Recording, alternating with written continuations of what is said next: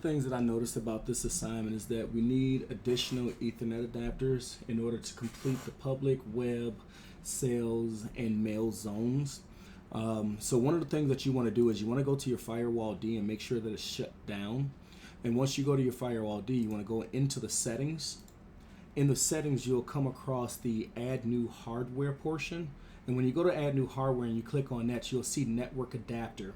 And in here, you want to click on add, and you're going to add 3 additional network adapters. Once you add those 3 additional network adapters, go to each one, and you're going to click on default switch. I'm not going to add them because I already have mine added in here already at the moment. So I'm just going to remove this one so that it's out of there because I don't need the additional one. One of the other things that I did was once I got that started up, per the activity, it shows and tells us that we need to manually assign specific IP addresses to each one of those network adapters, indicating for Ethernet 1, Ethernet 2, and Ethernet 3, which was the mail, the sales and web zones that's part of the assignment. So each one of those zones has its own specific IP address, and you'll want to make sure that once you get ready to list those manual IP addresses in there, that you remember which Ethernet adapters that you assign them to.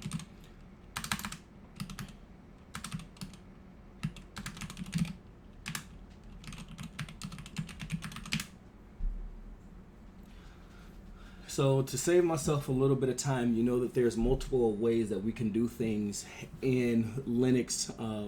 In this case, to assign the IP addresses manually, I went the GUI route.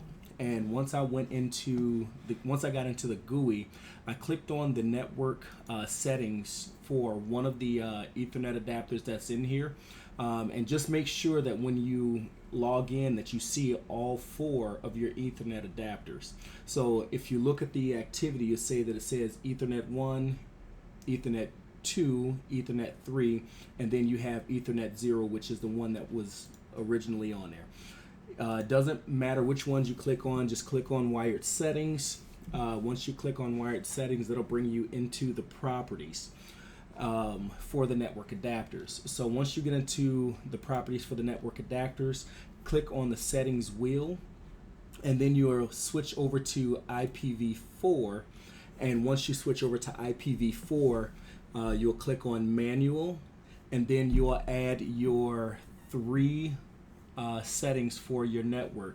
So if you looked at the one here that I have listed, this is for the sales zone.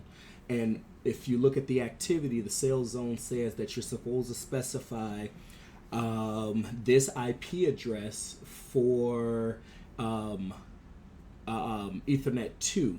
So I've got this one specified for Ethernet 2 per the activity, and you'll just want to make sure that you're putting those settings in there. Now just remember too that your settings might be a little different than mine, depending on how your VM was set up. So you'll just want to just double check and confirm running an ifconfig, and just making sure that everything matches